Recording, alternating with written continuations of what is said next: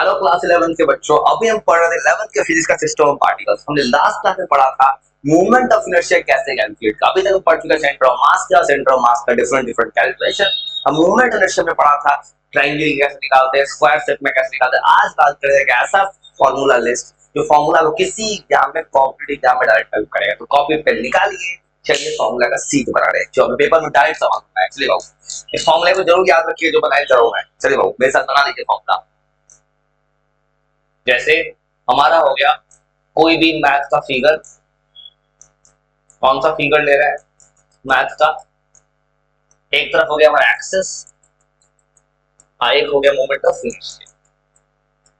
तो ये जो टेबल बनाने जा रहा हूं मैं, टेबल बहुत काम का है, इसको एकदम याद रखना है।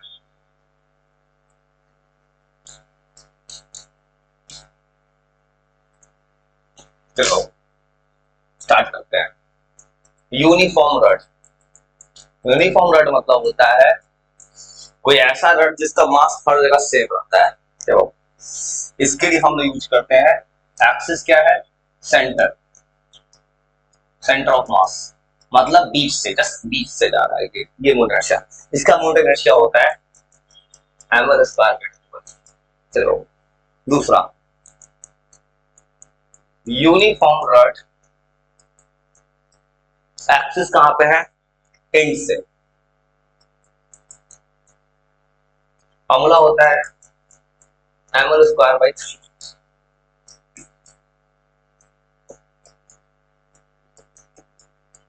यूनिफॉर्म रिंग, जो रिंग है, रिंग का सेंटर, सेंटर सेंटर मतलब सेंटर ऑफ मास, इसका फॉर्मूला होता है एम आर स्क्वायर। चलिए वो अगला फॉर्मूला, ये वो कुछ भी लिख रहा हूं फॉर्मूला जरूर याद कीजिएगा, पेपर में आपको डायरेक्ट हेल्प करेगा। यूनिफॉर्म रिंग, अब लेते हैं हम लोग उसके डायामीटर के अबाउट, जबकि हम फॉर्मूला सीट बनाते रहोगे हेल्प करेगा, एम आर स्क्वायर बाई 2। चलिए uniform ring with tangent, around tangent,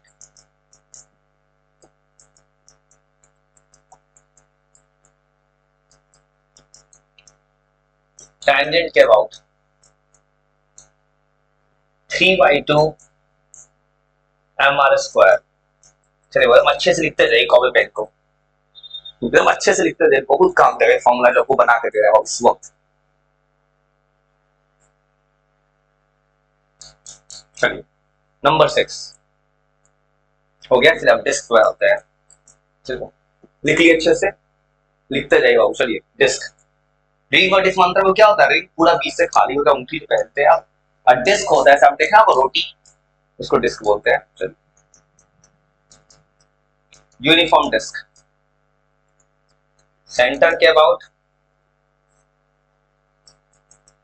M R square by 2। कोई डायरेक्ट फॉर्मूला याद रखिए, लिख के दे रहा हूं, किसी कोटा के पैकेज में किसी सवाल में काम देगा, जरूर लिख दीजिए।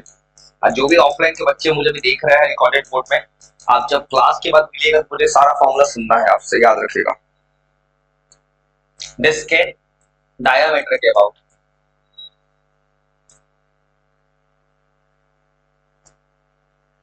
चलिए एम आर स्क्वायर बाई 4। चलिए एकदम अच्छे से लिखते जाइए।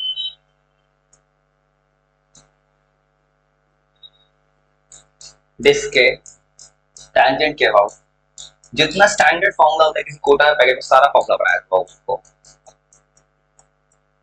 यूनिफॉर्म डिस्क, और ये लिखने जा रहे हैं about tangent,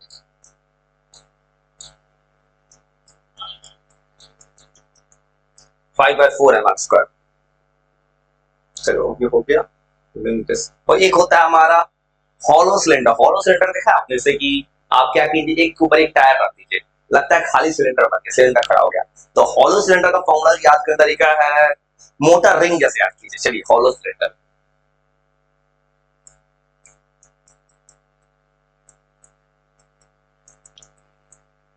hollow cylinder, hollow cylinder जिसका सेंटर के अबाउट, सेंटर के अबाउट होगा ये तो मोटा रिंग जैसे याद कीजिए, एम आर स्क्वायर।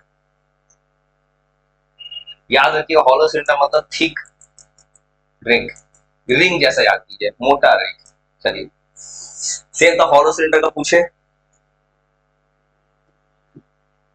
सब कुछ रिंग जैसा लिखेंगे। फिर आगे होता है सॉलिड सिलेंडर। सॉलिड सिलेंडर का मतलब होता है हमारे को रोटी है, घर में रोटी बनता है, रोटी के ऊपर रोटी रखते देखिए बड़ा सा सिलेंडर बन जाएगा, वो क्लोज सिलेंडर होगा सॉलिड सिलेंडर। हॉलो सिलेंडर मतलब क्या होता है कि फ्रंट और बैक ओपन है, ऊपर भी खुला है नीचे भी खुला है, सॉलिड पूरा पैक होगा, इसको बोलते हैं थिक डिस्क। इसका सेंटर का और फॉर्मूला होता है एम आर स्क्वायर बाई 2। वो आपसे तो पेपर में पूछा पिज्जा का मोमेंट ऑफ इनर्शिया, पिज्जा क्या होता है सॉलिड सिलेंडर मतलब एम आर स्क्वायर बाई, रोटी का एम आर स्क्वायर बाई 2। ये सब क्या है, ये हो गया नंबर 10। नंबर 11 और ध्यान से फॉर्मूला, और जो फॉर्मूला होता है हमारा, जैसे जैसे बोले रेक्टेंगुलर लैमिना, लैमिना वर्ड मतलब सीधा पर रेक्टेंगुलर या फिर रेक्टेंगुलर फिगर है, दो डायमेंशन। रेक्टेंगल के सेंटर के अबाउट होता है, वो रेक्टेंगल हमने क्या पढ़ा है लेंथ और ब्रेड, तो लिखते हैं L square plus B square by 12। मतलब ये कैसे है वो फॉर्मूला, ऐसे है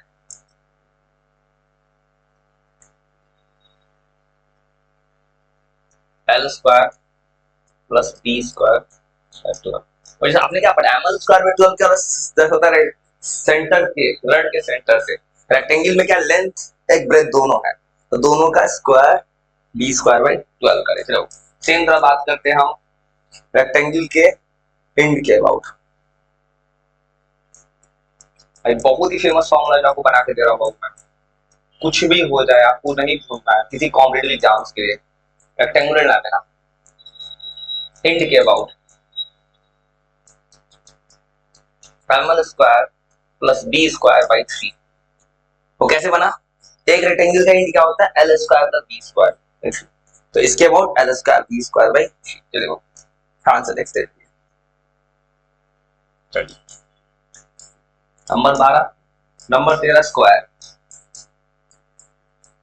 पूछेगा, स्क्वायर लामिना, लामिना कुछ नहीं वो स्क्वायर वाला फिगर कोई मिल जाएगा इसमें, तो स्क्वायर लामिना का सेंटर होता है। देखिए स्क्वायर में क्या करोगे, स्क्वायर में क्या होता है लेंथ और ब्रेड्थ बराबर होता है, उसको देखिए दो बराबर कीजिए तो एल और एल 12 स्क्वायर आ जाएगा, 2 से 12 कटेगा, मतलब एम स्क्वायर का मान लीजिए साइड्स ऑफ एल है तो एम एल स्क्वायर बाई 6।